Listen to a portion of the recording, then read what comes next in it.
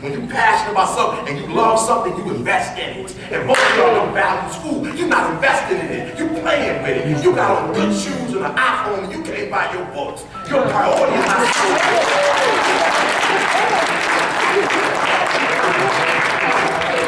You don't value it. You don't value it. You're going to tell me, my students go tell Thomas, I need money. You think I'm going to give you $200 for a book when you got an iPhone and I got a cheap LG phone? When I make 3 times the money you make and I don't have an iPhone? Why? Because it's not a priority.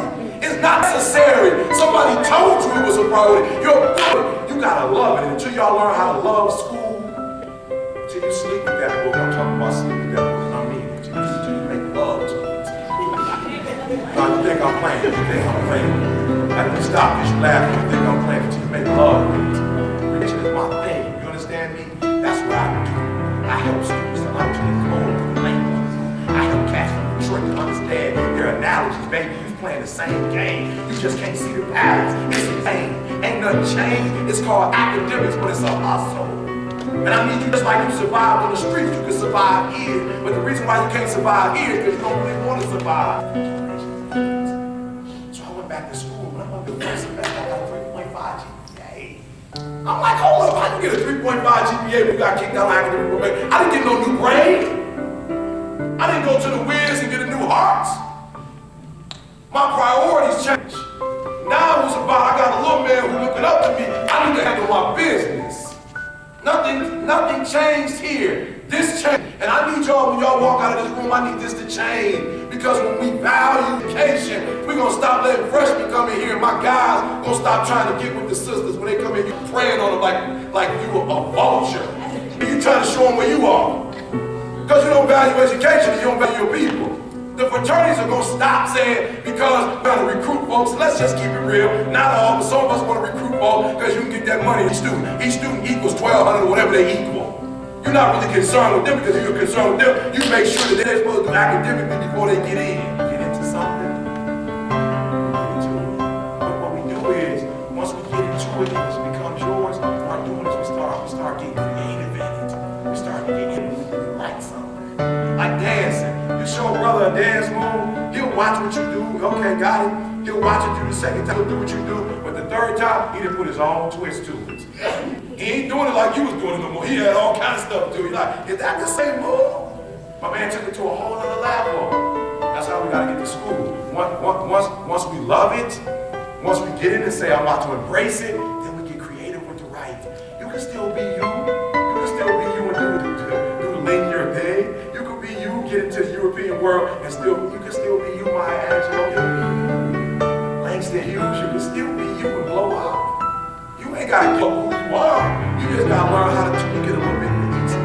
Alright, so right. And I love both of them, but what I love about Serena is Serena like the bumblebee. You know, the bumblebee ain't really supposed to be able to fly because his wings are too small for his body. Aerodynamically, the bumblebee ain't really supposed to be flying. The bumblebee don't know he's supposed to be flying. Right? And so he flies so smooth that he's one of the few insects that would die. Most move and then get on something to stop. The bumblebee could just be moving and just like, I want to stop it, just in that midstream like that. Listen to what I'm saying, Serena. You know, if you ever watch tennis is volley. You hit it over, and then the skill volley.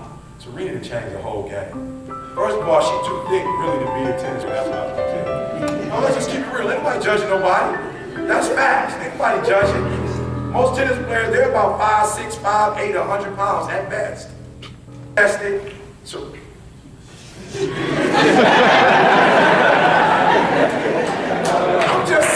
I'm just saying. Sister girl don't look like, you ain't supposed to be able to run around like that and move like that when your chest that big. So she wrapped, I don't know what she built, but she do. Her legs not even like their legs. Serena, between me and you, boo, you might want to try a little more material on the skirt because that's how they make them, but you need yours a little bit longer because different than they shape. So guess what? She ain't doing all that running and bumping. She done came up with a whole new game.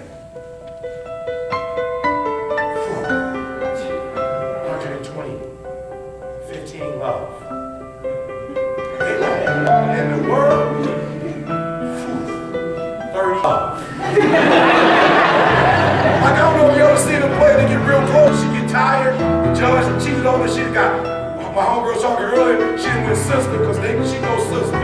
She cussing the line judge, now her eye going off, and then she just comes and just, when we want to do something, Tiger Woods before. Put that out there. I want to put that out there. Tiger Woods before, when he did his thing, because we cannot be stopped. The problem is we're not going to do it. The problem is we're not taking advantage of the resources. The problem is we're not going to our advisors to talk to our advisors. The problem is we ain't really concerned going all over the world because we like going to parties here. I'm saying to you tonight, we shouldn't even be having this discussion. You got to make the question is you have to have. You better think about right now, stop what you're doing and think about the 5 people if you don't get up out of here and graduate and get a job. Like you're worried about the person sitting next to you.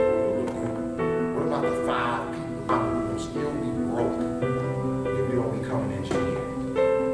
Your little brothers and sisters who will never go to college and will graduate from here so they can write down that you know anybody in your family went to this institution because it's on the application. Obama went to Harvard with his father. It's easy to get in with your parents going to a family. So you got work to do. While you're up here playing, trying to be cool, you got people coming behind you. You know, people going to college. A lot of them is much smarter than you, but they didn't have the opportunity to party. You go to parties, and then a party should be a reward, not something you do on a regular basis. It should be a way of saying thank you to yourself after you handle your business. If you want a party, you're paying that kind of money to go to a party, you lost your mind.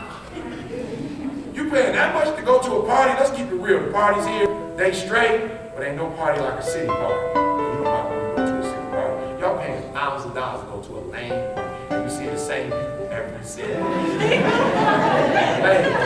You know how much you pay? Somebody tell me how much you pay to go to school here a year. $22,000. 20 what? $22,000. Listen to me. You don't have time to party, all right? Let me give you my last quote. We'll be here all night, bro. I got to go back on the road. John, I just did this thing. Now I'm glad outliers. Outliers. Not ready to about success, right? There's one thing he talks about in the book. He talks about this concept called 10,000. What he says that any human being that you've ever met, whether it's Michael Jackson, Bill Gates, these people have put in 10,000 hours in their craft before they move on to 10,000. And he's saying it normally takes anywhere from 15 years to 20 years to get to 10,000 hours. That's a lot of time. That's what I'm saying. So what he said is that every hour you study, every time you put time into your craft, you're that much closer to your 10,000. And once you 10,000 hours, you become an expert in your field and you can demand with it.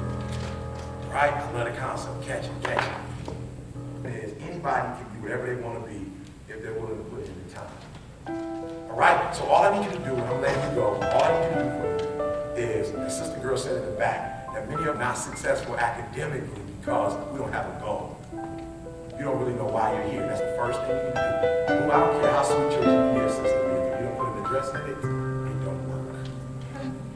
You understand what I'm listening to? I like to be real simple. I'm not going to go over deep concepts. The sweetest GPS system in the world will not work without an address. My students come to Michigan State and say, what's your major? I don't know, I'm undecided. Oh, I can't get you there if you're undecided. I don't know what that is. I can't tell you which math to take, which science course to take. I really stuck. It's a lot of classes I can't give you, which I know exactly what you want to do. So the first thing I need to do is I need to get nobody here. Like, what's your profession? What's your career? What's your contribution? I'm not an engineer. I'm not an engineer. I promise you, what I do, I do the way of Bible. This is what God made me to do. I don't care if you're in prison. I'm walking in prison cell. I'm just talking to you. They call me the refresher. That's what they call me. People pay me professionally. When they got a son who's lost his way, he an alcoholic, but he used to be a professor. They call ET and say, E, I'm flying you to LA right now. I'm